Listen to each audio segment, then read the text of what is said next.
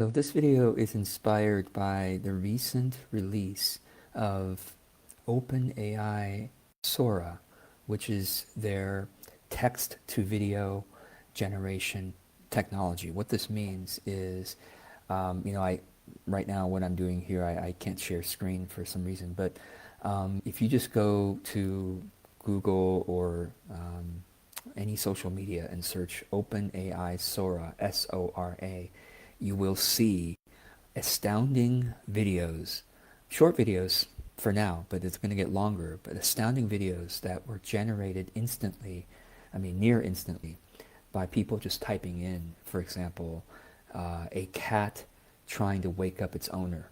And you look at that video, you're like, that looks like reality. It is hard. I mean, those of us who study it closely will see, okay, there's little bits in here, but it is so good that people are astounded. And what they're saying, I'm not an expert in this new technology yet, but what they're saying is that this technology essentially, and by the way, this is related to spiritual growth. Well, I'll talk about this and how it's related. But they're saying that this technology essentially intuits physics and creates the understanding of physics right as it's generating it, meaning it's creating reality as we go, with creating its vision of reality as we go. And of course, they're taking the reality modeling off of our video, and all the many videos and images they've seen out there, and so they intuit what our physics is and generate on the fly. And then I'm also inspired recently by Apple Vision Pro, which you may have seen. Those, to me, it's silly looking giant goggles, ski masks that people strap onto themselves. I don't have one. I'm not planning to get one.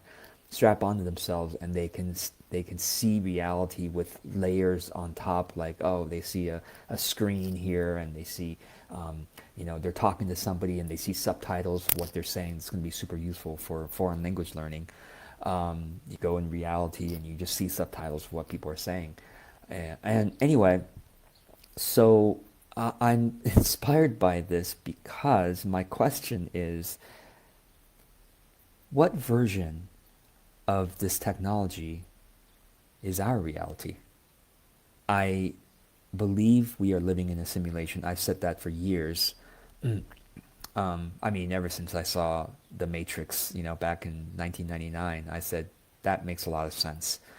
And not just Matrix, but my love of listening and reading near-death experience stories, of what what the bigger reality seems to be, convinces me anyway that we are living in a simulation. And what does that mean, therefore, for our spiritual growth? Now, you can believe that or not believe that. Of course, it's up to you. But I think it has a profound repercussion for our personal growth as well as for societal, the state of society.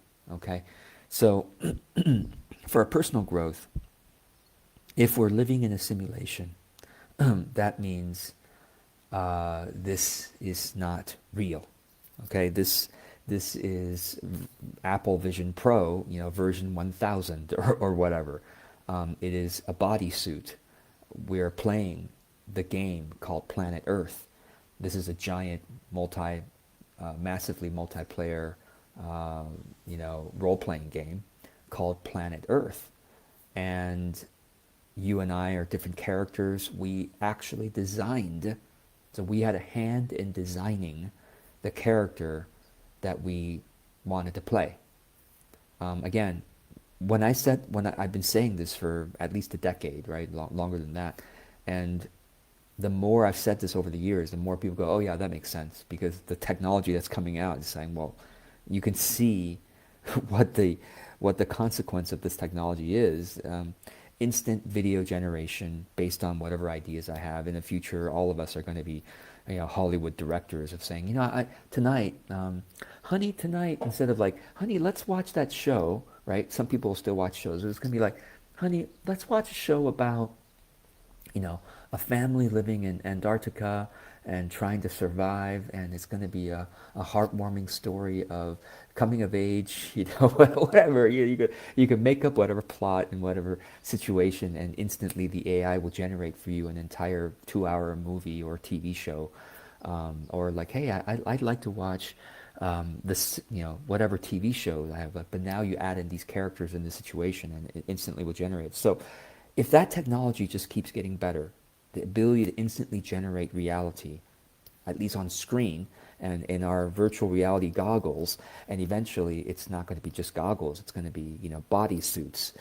People are going to be able to not just put on goggles, put on the whole suit and like simulate, oh wow, I'm in a forest now. I can feel the cold air on my skin. I can obviously hear and see what the forest looks like. I can eventually, I don't know, I'm sure it's coming, but there's brain implants that will allow you to simulate, wow, I can taste this, I can smell this, and all that stuff. So play with me here and just imagine that this technology just keeps going. We're only in the very early days, and the technology, of course, it's going to become so real that the people who strap on these bodysuits are not going to be able to tell that that this is real versus this, and after they exit those bodysuits, they're going to need some time of recovery, which, from my understanding, is also what happens when we die. Our souls exit our bodies, and there are kind of quote unquote hospitals, something like that, on the other side where we recover from such an intense simulated experience. Our souls have to recover. Like, my God, that was. There's parts that were horrible. There are parts that were deeply addicting. We're attached to certain parts of this reality, and we have to like detach and go, okay, I'm back out in the soul world, in the more real world than here. And who knows, maybe even the soul world, that level is also simulated from something else, right? And simulation upon simulation. But back to the pragmatics of living in this earth game, and I call it my life monastery. I think I came here, I have such a strong sense of this is my life monastery. I think I came here for that purpose. Like, again, I think we all designed this simulation, our own simulations, to have a certain themes, to have certain themes, and to have certain purposes. And so my question for you, therefore, is, again, the point is the technology is making this idea of a simulation hypothesis more and more real. And if it were real, okay, what do you think your simulation is about? Why do you think you put on this bodysuit and came to play Earth life game and had your particular DNA? Some of us have certain disabilities that we designed. I believe we designed them to experience certain things. We designed being born into a certain time, in a certain type of family. Some of our families are very wholesome and loving. Some of our families are quite abusive and traumatic. We designed these experiences. The question is, why did you design it? Why did you design it that way? Why do you think you might have designed this experience that way? Because, well, if this is a simulation and this is a game, or a game, but it's a simulated experience, that means we can play other simulated experiences after this. Or perhaps, and I believe, and again, having listened to a lot of near-death experience stories, I believe we are playing multiple simulations at once. Our soul, our master soul, is playing a bunch of simulations all at once. I don't know why, but each simulation, I think, has a why. So I ask myself, right, and I invite you to ask yourself, why is this simulation happening for you? What's the purpose of it? What are the themes that you're supposed to somehow experience and somehow may perhaps grow from? I don't know. Experience, is it to put more love into the world? And that's another belief of mine, is that we all have individual purposes of each of our simulations. Okay, I'm disabled in this way. I'm supposed to experience this. I'm supposed to learn something from this. grow stronger, I don't know, in certain ways. But we also have a shared purpose. Like everybody playing Planet Earth or many of us at least have a shared purpose, which is to add more love into the simulation, to add more, to experience what it's like to spontaneously and open-heartedly give more love into situations. Um, it could be small things like walking by somebody on the street and taking not even a thought for you, but you've developed this sense of camaraderie and friendship. So you say hi and you smile at them and you genuinely send them just a smidgen of love, and it makes a difference in their life. Like it made a difference in their day, which rippled out and made a difference in their life and in other people's lives. And it's like we're experimenting with adding love in as many situations as possible. Small situations and, of course, larger and more difficult situations of adding love.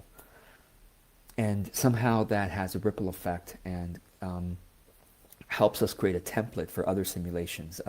It somehow affects, as far as I understand, right? It affects other realities, it affects other dimensions, it affects other worlds. Somehow this world, this game is really, really important because how much we add love and are able to add and receive love too, and to give love to ourselves, right? Like how much we add love to as many experiences as we can, creates some kind of a learning and important growth of the simulation for other worlds, other dimensions. This is a game, a lab, a simulation of something. So that inspires me to take this simulation with more preciousness because, well, it's just like any simulation on your computer takes computer resources and it takes time, for you to do that. Same thing, I think, strapping on this earthly bodysuit took some resources, and not everyone is able to quickly do this. I think there's some souls that are waiting for this experience, and we get to be here, and it's such a precious opportunity. And even though this is not quote unquote real, there's very real reasons why we're doing this. Again, why might your simulation be happening, okay, given your background, your upbringing, your DNA, the context of your life? Why might it be happening? That's a good question. You might comment below if you want to. I am open to that. So let's have 2 minutes to talk about what happens to society, okay, when more and more people realize, oh my God, look at this technology. What if this reality is simulated? I think there's going to be two responses. Some people are going to say, well, this is not real.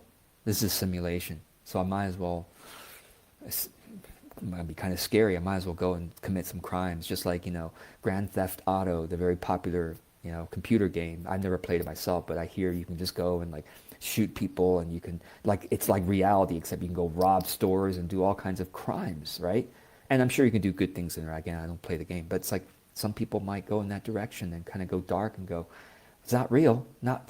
Even if I die, it doesn't really matter because I'll get to play this again. So I might as well go and do, really satisfy my base pleasures, no matter what happens in the world. So nihilism, right, leading to some dark paths for people. And then others, I myself am in this camp, others are saying, my God, this is so, what a precious, this is so real. Everything, and what a precious opportunity. Why is this simulation happening for me? I got to figure out, got to sense into, given my background and everything that comes to me, what does this mean for me? And how can I make the best of this simulation's purpose? For me, again, I've mentioned, my theme is life monastery. At this time anyway, that's a strong theme for me. So how can I make this life more like a monastic experience for me to grow my soul, to practice and to, use life as kind of like my weights. And then another analogy is soul gym. How can I use this life and the difficulties of this life like weights to practice the muscles of my soul? So that's my theme, and I'm excited to dive more in as I get inspired by these technologies and say, wow, this is the greatest technology right here that we know of. This reality, this consciousness. So that inspires me. I don't know if that's inspiring for you. I look forward to seeing If any of this connects with you and if you want to share any thoughts below, I very much welcome it. Thanks for watching.